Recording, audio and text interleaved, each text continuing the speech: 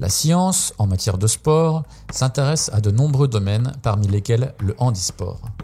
Ainsi, par la recherche scientifique, se développent des outils permettant une meilleure détection, une amélioration des conditions de vie et d'entraînement des athlètes, ainsi que du matériel nécessaire à ceux-ci dans l'exercice de leur sport.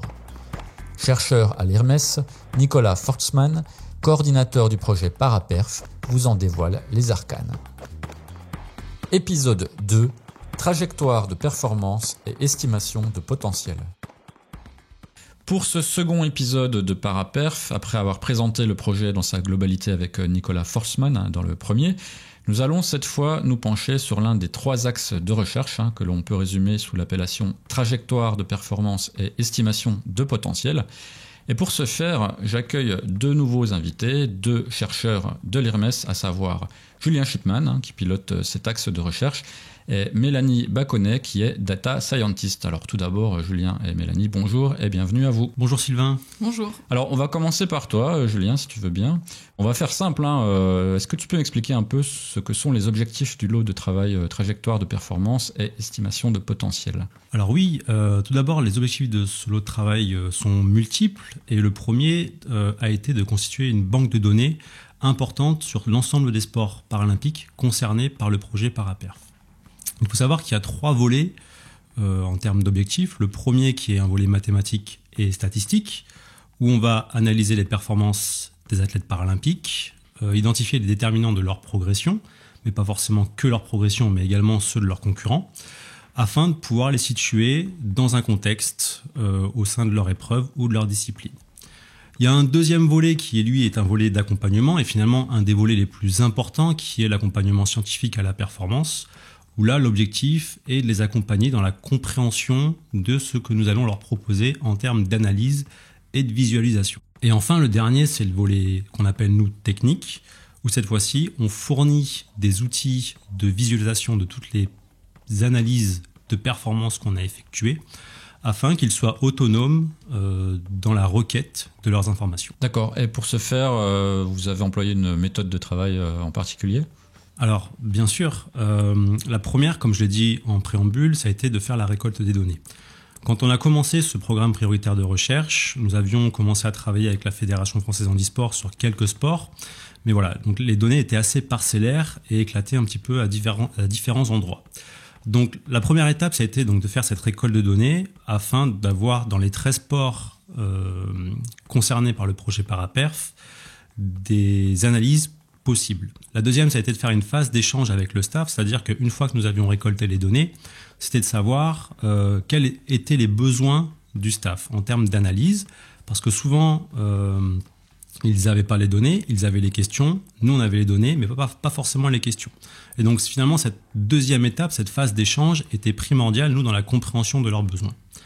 Ensuite, la troisième étape, ça a été de réaliser ces analyses statistiques, une fois qu'on avait compris leurs besoins. Ensuite, de construire les outils de visualisation de toutes les statistiques que nous avons réalisées. Ensuite, la 5e étape, c'était de présenter justement l'outil et de restituer ces résultats au staff, donc de les accompagner dans la présentation, mais dans la restitution. Et enfin, celle qui nous concerne encore aujourd'hui et jusqu'aux Jeux paralympiques et au-delà, ça sera d'enrichir et de mettre à jour les résultats quotidiennement, sachant que les compétitions continuent au jour le jour pour les 13 sports concernés par le projet Paraperf.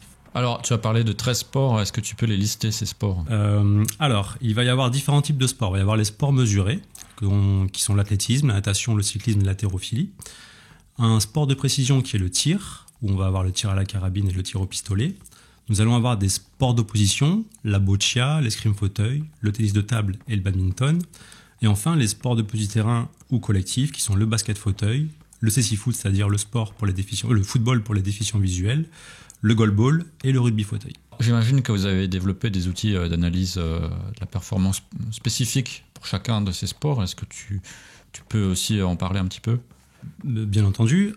Pour les sports mesurés, il a été assez facile de mettre en place des outils d'analyse des performances, c'est-à-dire que quand on a une métrique dans un sport tel que l'athlétisme, la natation, par exemple, sur 100 mètres, à la fin, on aura un temps. Sur le 50 mètres nage libre, en natation, nous aurons un temps.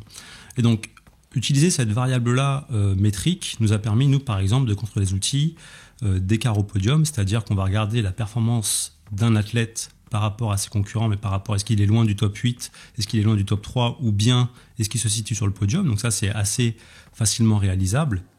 On a également fait ce qu'on appelle des couloirs de performance, c'est-à-dire pouvoir situer la performance de l'athlète par rapport à son âge, mais également par rapport aux autres. À savoir que dans les sports mesurés et dits énergétiques, on va avoir une augmentation des performances jusqu'à un certain âge qui vont augmenter, jusqu'à un pic. Et souvent sur l'athlétisme natation, mais ça dépend des épreuves, ça va être entre 25 et 30 ans, là où on sera le plus performant. Et ensuite, on va avoir une décroissance lente. Et donc, sur ce processus d'augmentation et ensuite de baisse des performances, on va pouvoir situer où se situe l'athlète par rapport à son âge, mais par rapport aux autres. Donc ça, c'est pour les sports mesurés. Par exemple, pour les sports d'opposition, on va pouvoir regarder les stratégies mises en place au tennis de table. Savoir que, par exemple, au tennis de table, on va gagner un match en 3-7, et nous allons analyser qu'amène la probabilité de gagner le premier set, le deuxième set, sur la victoire finale. Et finalement, ce qu'on voit sur un sport d'opposition comme le tennis de table, c'est que le gain du premier set dans la victoire finale est quelque chose de primordial, en tout cas dans le tennis de table paralympique. Et enfin, pour les sports de petit terrain, tels par exemple que le basket fauteuil, les métriques, ou du moins les facteurs de la performance que nous allons utiliser, ça va être le nombre de points réalisés par l'équipe par rapport à la dynamique de match, par rapport au temps. C'est-à-dire que quand deux équipes s'affrontent, on va essayer d'analyser les moments où il y aura les temps forts et les temps faibles de chaque équipe et montrer que, en fonction du moment où il y a eu un temps faible, est-ce que ça a été décisif dans la défaite ou la victoire finale. Par ailleurs, une des spécificités du basket paralympique, ça va être la classification des joueurs qui sont en fauteuil. Il va y avoir un certain nombre de points autorisés sur le terrain par rapport à tous les joueurs qui composent l'équipe et on va regarder le nombre de points que constitue l'équipe, qui est constituée par l'équipe présente sur le terrain. Eh bien, ce qu'on peut voir, c'est que généralement, les équipes les plus performantes au niveau international sont des équipes qui ont des athlètes avec une certaine homogénéité de points sur le terrain. Et donc, nous allons pouvoir comparer la France et d'autres nations par rapport à ce qui se fait de mieux au niveau international. Est-ce que vous avez d'ores et déjà des retours sur les apports que ça a pu apporter aux athlètes, aux entraîneurs et puis au staff dans sa globalité? Alors d'un point de vue terrain, il y a eu des questions qui ont été posées directement à nos équipes pour essayer d'avoir des réponses claires et objectives, surtout de ce qu'eux ils pouvaient observer sur le terrain. Par exemple, si je prends un des sports qui est le tir, on a eu une question et sur laquelle Mélanie a travaillé avec moi, ça a été quelle a été la position déterminante sur une épreuve qui s'appelle le 3 positions à la carabine. Et donc là, en fait, ce qu'ils voulaient savoir, et ils avaient déjà l'idée, c'était est-ce que donc ils tirent debout, couché et à genoux. Et ils voulaient savoir sur ces 3 positions-là, est-ce qu'il y en a une qui était déterminante sur la victoire finale. Et donc, on a réussi, nous, aujourd'hui, à leur amener des objectivations sur les positions sur lesquelles il ne fallait pas perdre de points. Pas forcément en gagner, mais là où il ne fallait pas en perdre. Typiquement aussi en haltérophilie. Donc l'haltérophilie comme épreuve paralympique, le but c'est de faire un développé couché et ils ont le droit à 3 essais. Et sur ces 3 essais, ça va être de porter la charge maximale. Et donc ils vont pouvoir le faire de façon aléatoire, c'est-à-dire commencer par une très forte charge ou à l'inverse, commencer par une faible charge et augmenter. Mais l'objectif étant sur ces 3 essais d'avoir la plus haute charge. Et bien voilà, on a fait une étude sur quel était le meilleur scénario possible en fonction du poids de l'athlète, mais aussi le poids qu'il allait soulever, à mettre en place sur ces différentes épreuves.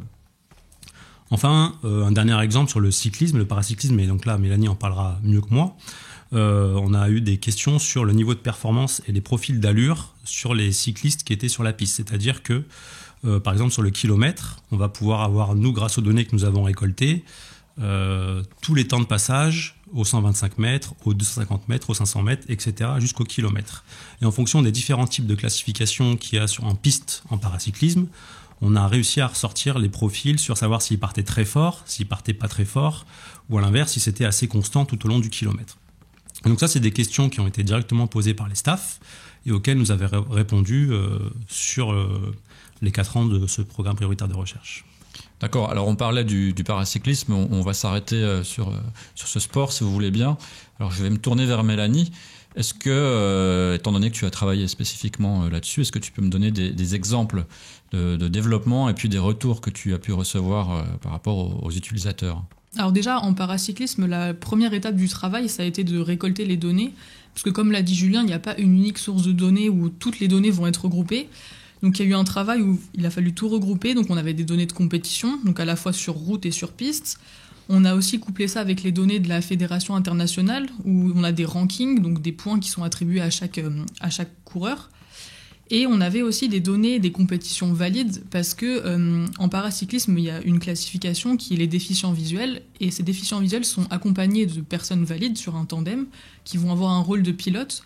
Et ces athlètes valides participent souvent à des compétitions chez les valides, donc pour pouvoir avoir leur niveau chez les compétitions valides, on a dû récolter ces données-là. Donc on a regroupé toutes ces données-là pour ensuite pouvoir les analyser. Et donc comme analyse, les premières qu'on a faites, c'est celles qui sont communes un peu à l'ensemble des sports. On a fait un suivi longitudinal des performances, où on a regardé comment les performances du paracycliste évoluent au cours du temps.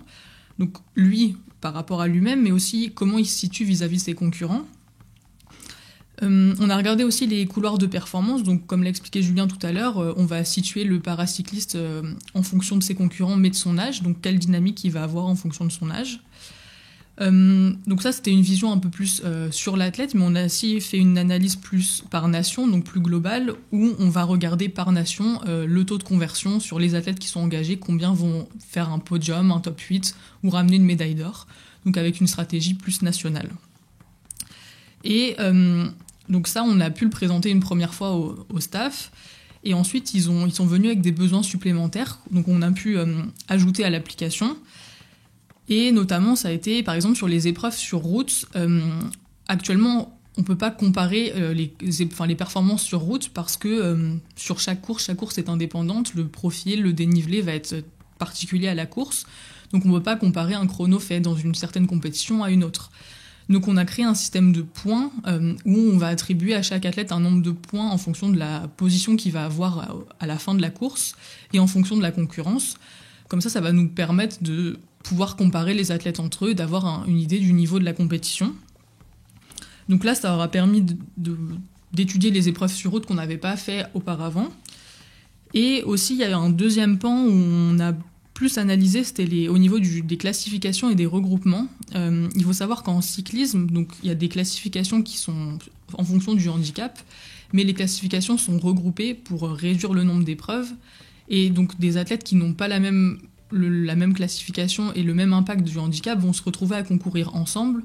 Donc pour assurer de l'équité entre ces différentes classifications, il y a un facteur qui est appliqué sur les temps des paracyclistes. Donc par exemple un facteur de 80% sur le temps final, pour pouvoir assurer l'équité entre les athlètes. Donc il y a eu une question du staff, ça a été de simuler le facteur qui sera aux Jeux de Paris 2024, parce qu'il ne l'avait pas à ce moment-là, et en fait on sait que ce facteur il est calculé en fonction des résultats des championnats du monde qui ont eu lieu en 2023.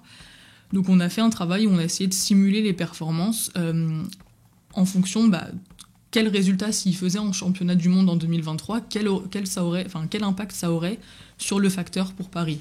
Donc ça peut être utile pour un staff, par exemple, pour savoir si est-ce qu'il doit envoyer un athlète ou non sur les championnats du monde. Parce que si l'athlète fait un super chrono, ça va influencer peut-être négativement pour lui le facteur au moment des Jeux. Donc ça peut avoir des stratégies sur est-ce qu'il faut que l'athlète soit à 100% ou pas au moment de la course. Donc c'est des besoins auxquels on a pu répondre après leur demande. Et maintenant, notre travail actuellement, ça va être d'enrichir les données et à chaque nouvelle compétition, de prendre en compte ces nouvelles données. Et si jamais ils ont des nouveaux besoins, d'y répondre le plus rapidement possible. Par rapport aux outils que vous avez déjà développés, est-ce que vous pouvez déjà faire une sorte de bilan de ce que vous avez concrètement apporté ? C'est difficile aujourd'hui de dresser un bilan alors que les Jeux paralympiques ne sont pas encore passés. Pour autant, si je dois en retenir un important, c'est le gain de temps qu'on a pu apporter au staff, mais aussi aux différentes cellules techniques d'accompagnement des fédérations. Typiquement, aujourd'hui, nous, avec les données qu'on a pu collecter, on a automatisé, et ce grâce à Mélanie, des bilans de compétition. C'est-à-dire qu'après chaque grande compétition, que ce soit le staff fédéral ou les entraîneurs, ont accès aujourd'hui aux performances qui ont été réalisées.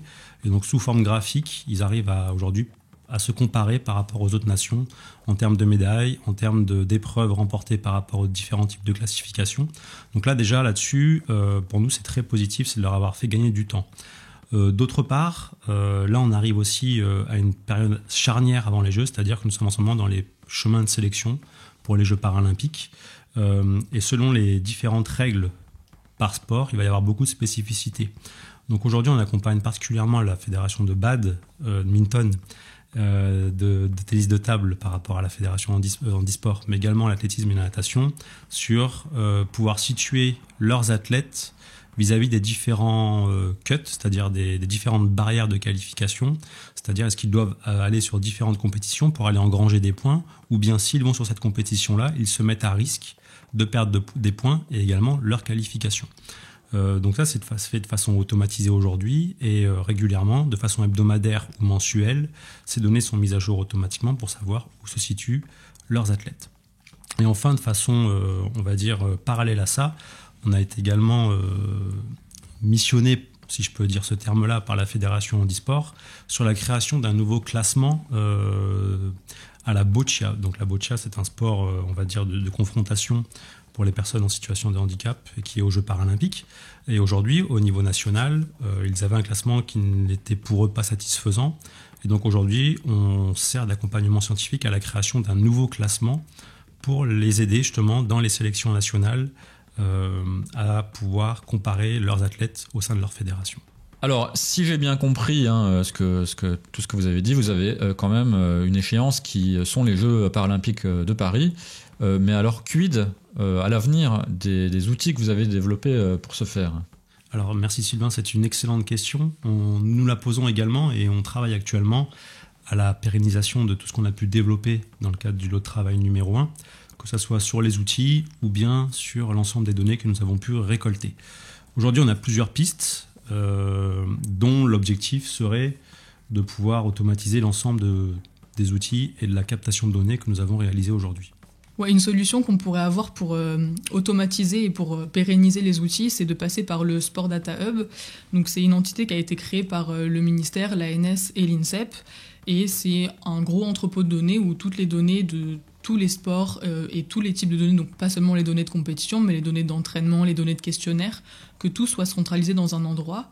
Donc là, il y a une première étape vers le SDH qui a été faite avec l'automatisation de la récolte des données.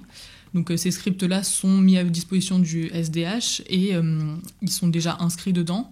La deuxième étape, ça serait par exemple que les outils puissent être mis à jour automatiquement et que quelqu'un d'extérieur soit capable de le faire ou que que tout soit automatisé pour que cette récolte et cette analyse soient faites pour qu'ensuite les fédés puissent s'en servir d'elles-mêmes et soient autonomes sur le sujet. Donc la première solution, ça serait de passer par le SDH. Donc là, Mélanie me fait penser et me fait rebondir sur la question aussi des fédérations qui aussi se munissent du sujet. C'est-à-dire que par exemple, si on prend la fédération de badminton aujourd'hui, leur staff comprend aussi des data scientists et analystes. Et donc finalement, ils se rendent de plus en plus indépendants de ce que nous, on a pu leur proposer dans le cadre du PPR et ce qui pourrait leur servir dans le futur à être beaucoup plus indépendants sur les outils et surtout sur leur utilisation. Pour rentrer un petit peu plus dans le concret, pour que je comprenne bien, vous avez par exemple parlé d'un outil de visualisation. Je prends celui-là comme exemple. Est-ce que tu pourrais, Mélanie, m'expliquer un peu en quoi cela consiste ? En fait, ce qu'on appelle les outils de visualisation, c'est une application web dont les staffs vont avoir accès, où on va répertorier l'ensemble des analyses statistiques qu'on a pu faire. Et on va essayer de mettre ça sous une forme lisible, très simple à comprendre pour quelqu'un qui n'est pas forcément initié aux statistiques. Donc que ça soit sous forme de tableau, de graphique. Donc c'est des outils qui centralisent toutes nos analyses de façon simple. Et ils peuvent avoir des visions plus au niveau de l'athlète, par exemple en sélectionnant un athlète, le nom d'un athlète, et puis il va y avoir des graphiques qui vont s'afficher en fonction de cet athlète-là, donc ses couleurs de performance, comment il se situe vis-à-vis des autres, et des analyses plus globales sur la nation, avec notamment par exemple les bilans de compétition, donc après chaque compétition, un bilan sur comment s'est déroulée la compétition pour la nation et pour les autres nations. Donc c'est un outil qui centralise tout, et qui est très facile d'accès avec des identifiants. Les staffs peuvent accéder et avoir toutes ces informations-là. Alors Nicolas a parlé dans le premier épisode de 3 axes de recherche, ou lots de travail, on peut les appeler d'une manière ou de l'autre. Est-ce qu'il existe une sorte de transversalité entre eux ? Alors, juste pour rappeler les lots de travail, ce qui concerne donc le premier lot de travail, donc c'est les trajectoires de performance et l'estimation de potentiel. Le deuxième concerne l'axe couple athlète-matériel, avec également une balance santé assez forte sur ce lot de travail numéro 2. Et enfin, le lot de travail numéro 3 concerne l'environnement psychosocial, juridique de l'athlète paralympique. Et donc, ce projet a été construit à la base sur ces 3 lots de travail-là. Il y a eu une vraie volonté de notre part de pouvoir y rajouter de la transversalité. C'est-à-dire que, par exemple, que nous avons mis à disposition nos compétences en termes de développement d'outils de visualisation et d'application sur l'ensemble des tests qui sont réalisés sur le fauteuil dans le cadre du lot de travail numéro 2. Aujourd'hui, un staff ou un athlète peut aller, ou un chercheur peut aller sur l'application et visualiser l'ensemble des tests réalisés par l'ensemble des chercheurs du lot de travail numéro 2, en sélectionnant son nom, le type de test réalisé, afin d'avoir une restitution graphique, et surtout dans le temps, donc un suivi longitudinal dans le temps, de tous les protocoles et tests réalisés. Enfin, en ce qui concerne le lot de travail numéro 3, nous avons beaucoup discuté avec les chercheurs concernés. Un des problèmes qui ressort, c'est l'anonymisation des données. Il faut savoir que dans le cadre du lot de travail numéro 3, il y a eu beaucoup d'interviews, de questionnaires qui ont été passés par les chercheurs, et pour que les personnes interrogées se sentent en confiance, la question de l'anonymat est primordiale. Et c'est vrai qu'il aurait été intéressant de pouvoir mettre au regard des trajectoires de performance des données en compétition celles de l'environnement de l'athlète. Aujourd'hui, ce n'est pas possible. Pour autant, on essaye de comprendre dans les grandes lignes les trajectoires, qu'elles soient de performance ou les trajectoires de vie via l'environnement social de l'athlète. Julien, j'ai cru comprendre que vous étiez en collaboration avec un autre PPR pour certains aspects de votre travail. Est-ce que tu peux m'en dire un petit peu plus ? Alors en effet, nous nous sommes rapprochés du programme prioritaire de recherche Perfanalytics. Et donc l'objectif de Perfanalytics, c'est de faire de l'analyse du mouvement en situation de compétition, donc in situ. Aujourd'hui, Perfanalytics travaille avec des sports olympiques, l'escalade, le BMX, la gym. Et nous avons échangé avec 2 chercheurs qui sont à l'IRMES, qui sont dans ce programme prioritaire de recherche. Et il est ressorti que dans les sports fauteuils, il n'y avait pas, à l'heure actuelle, d'analyse du mouvement in situ. Donc le rapprochement s'est fait assez simplement. Et donc nous avons commencé les premières manips sur le terrain avec du parabad, où ils ont posé des caméras ainsi que des capteurs des centrales inertielles sur les fauteuils, afin de pouvoir quantifier les déplacements, mais également qualifier les différents coups des athlètes et des badistes en fauteuil. Et donc il y a eu une autre manip qui s'est faite lors d'un stage de l'équipe de handball fauteuil à Créteil, où pareil, ils sont venus poser des caméras, pareil, pour qualifier et quantifier les différents types de mouvements réalisés par les athlètes. On vient de parler de collaboration. Est-ce que vous avez aussi des perspectives de collaboration avec d'autres sports, hormis les 13 déjà en lice, ou bien tout simplement d'autres fédérations vous ont-elles sollicité en ayant par exemple vent de vos recherches par le bouche à oreille ? Et alors il faut savoir qu'en 2026, il va y avoir les Jeux d'hiver. Et donc dans le cadre de la Fédération française handisport, ils ont toute la partie sport d'hiver. Et donc là, nous allons entamer une collaboration avec eux sur les classifications qui sont réalisées, en tout cas qui sont réglementaires actuellement et statutaires dans le paraski. Et donc là, ils demandent de notre part à ce qu'on analyse toutes les performances, à savoir si les classifications et l'équité proposée par ces classifications dans les sports d'hiver, aujourd'hui, nous permet ou leur permettent de pouvoir ressortir certaines analyses intéressantes. Enfin, donc ça c'est pour 2026, et pour 2028 actuellement, on a été contacté aussi par l'escalade, donc la para-escalade, qui est en lice encore pour participer aux Jeux Olympiques de Los Angeles en 2028, où pour l'instant malheureusement, faute de ressources, nous n'avons pas pu traiter encore leurs demandes, mais qui ont des besoins aussi d'analyse de leurs performances à l'image de tout ce qu'on a pu réaliser dans le cadre de ce PPR-là. Eh bien, Julien et Mélanie, je vous remercie pour votre éclairage sur vos activités. Merci d'être venus. Et à bientôt pour un prochain épisode de Paraperf, je l'espère. Merci, à bientôt. Merci à toi, à bientôt.